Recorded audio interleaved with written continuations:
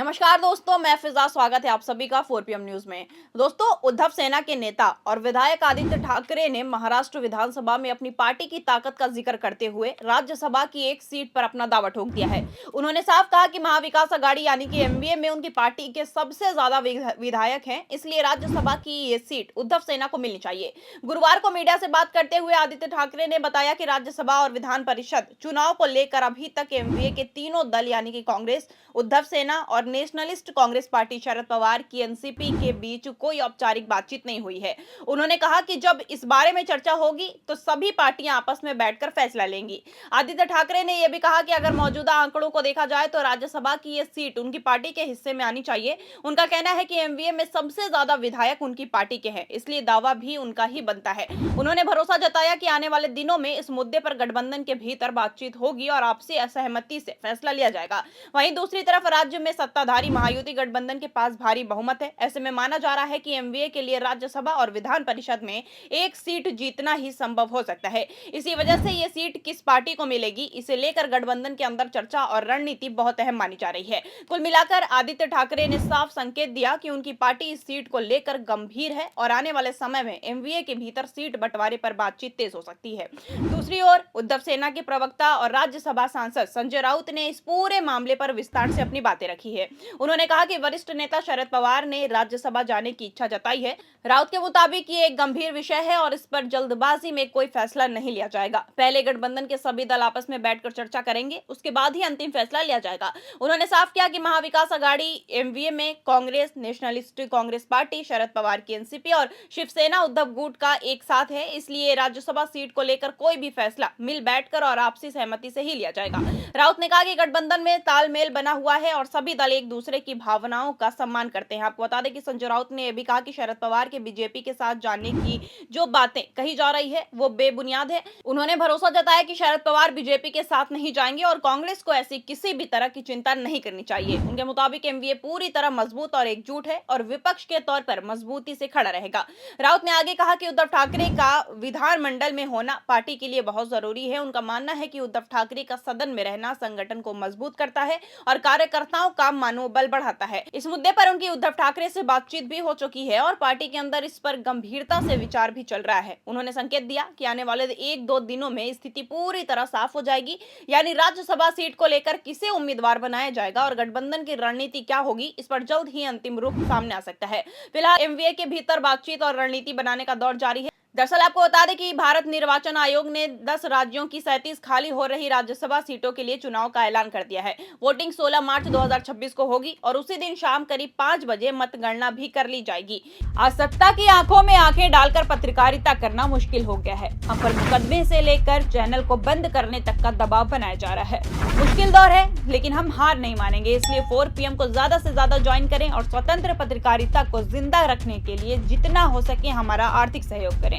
उम्मीद है कि आपके सपोर्ट से ये जंग भी हम जीत जाएंगे। इन 37 सीटों में से 7 सीटें महाराष्ट्र में खाली हो रही है, इसलिए राज्य की राजनीति में हलचल बढ़ गई है। सभी पार्टियां अपने अपने हिसाब से रणनीति बनाने में जुट गई हैं और सबसे बड़ी बात यह कि इस वक्त सबसे ज्यादा सीट महाराष्ट्र में खाली होगी। जी हां दोस्तों, महाराष्ट्र से जिन नेताओं का कार्यकाल खत्म हो रहा है उनमें शरद पवार, प्रियंका चतुर्वेदी, फौजिया खान, रामदास आठवले, भगवत कराड, रजनी पाटिल और धैर्यशील पाटिल शामिल हैं। ये सभी अलग अलग पार्टियों से आते हैं, इसलिए इन सीटों पर मुकाबला सीधा नहीं बल्कि राजनीतिक समीकरणों पर निर्भर करेगा। अगर विधानसभा के आंकड़े देखें तो 288 सदस्यों वाले सदन में सत्ताधारी महायुति गठबंधन के पास 232 विधायक हैं। दूसरी तरफ विपक्षी महाविकास अघाड़ी के पास सिर्फ 48 विधायक हैं। नंबर के हिसाब से देखें तो 7 में से 6 सीटों पर महायुति का पलड़ा भारी दिखाई दे रहा है, जबकि एक सीट एमवीए के हिस्से में जा सकती है। हालांकि यह सब तभी संभव होगा जब महायुति के सभी सहयोगी दल एकजुट रहे और अपने उम्मीदवारों को पूरा समर्थन दे। अगर कहीं भी अंदरूनी मतभेद हुआ तो समीकरण बदल सकते हैं। इसी वजह से ये चुनाव सिर्फ औपचारिक प्रक्रिया नहीं बल्कि सभी दलों के लिए एक बड़ी राजनीतिक परीक्षा मानी जा रही है। वहीं आपको बता दें कि मुख्यमंत्री एकनाथ शिंदे और मनसे प्रमुख राज ठाकरे की हालिया मुलाकात ने राज्य की राजनीति में नई चर्चा छेड़ दी है। इस मुलाकात को लेकर अलग अलग राजनीतिक दल अपनी प्रतिक्रिया दे रहे हैं। इसी बीच उद्धव सेना के प्रवक्ता और राज्यसभा सांसद संजय राउत ने भी खुलकर अपनी बात रखी है और इस मुलाकात पर निशाना साधा है। संजय राउत ने कहा कि अगर राज ठाकरे ने खुद इस मुलाकात के बारे में कोई बयान नहीं दिया तो उनसे ही पूछा जाना चाहिए। उन्होंने साफ कहा कि उनकी पार्टी किसी की जासूसी नहीं करती और न ही ये देखती है कि कौन किससे मिल रहा है। राउत के मुताबिक किसी भी नेता की मुलाकात पर नजर रखना या उस पर नियंत्रण रखना उनका काम नहीं है। हालांकि उन्होंने ये जरूर कहा है कि उनका राजनीतिक संघर्ष सीधे तौर पर एकनाथ शिंदे से है। राउत ने आरोप लगाया कि शिंदे ने बाल ठाकरे द्वारा स्थापित शिवसेना के साथ विश्वासघात किया। उनके मुताबिक शिवसेना सिर्फ एक राजनीतिक पार्टी नहीं बल्कि एक विचार और आंदोलन है जिसे बाला साहब ठाकरे ने खड़ा किया था।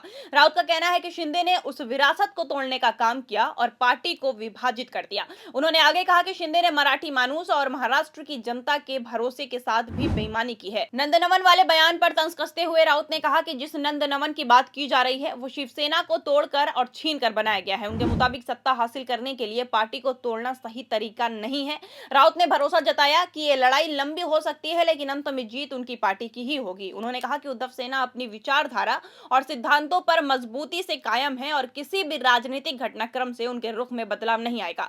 आखिर में राउत ने यह भी कहा कि दूसरी पार्टियों के अंदर क्या चल रहा है ये उनका आंतरिक मामला है। उनकी पार्टी को इससे कोई फर्क नहीं पड़ता और वो अपनी राजनीतिक रास्ते पर आगे बढ़ते रहेंगे।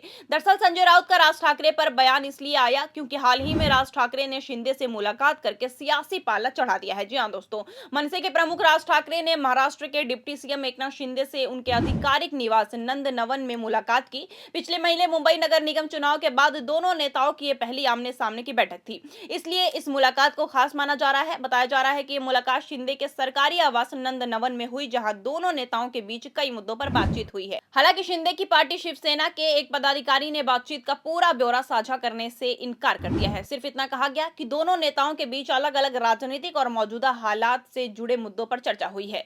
शिंदे की अगुवाई वाली शिवसेना ने एक आधिकारिक बयान जारी कर इस मुलाकात को शिष्टाचार भेंट बताया। यानी पार्टी का कहना है कि यह सिर्फ एक सामान्य मुलाकात थी और इससे ज्यादा राजनीतिक मतलब नहीं निकालना चाहिए। वहीं उद्धव ठाकरे की अगुवाई वाली शिवसेना यूबीटी की तरफ से अब इस मुलाकात पर आधिकारिक प्रतिक्रिया सामने आने लगी है और राज्य की मौजूदा राजनीतिक स्थिति को देखते हुए इस मुलाकात को अलग अलग नजरिए से देखा जा रहा है। महाराष्ट्र में पहले ही राजनीतिक खींचतान चल रही है, ऐसे में राज ठाकरे और एकनाथ शिंदे की मुलाकात आने वाले समय में नए समीकरणों का संकेत भी मानी जा रही है। भले ही इसे शिष्टाचार भेंट कहा जा रहा हो लेकिन राजनीतिक हलकों में इस पर चर्चा तेज है और सबकी नजर आने वाले घटनाक्रम पर टिकी हुई है।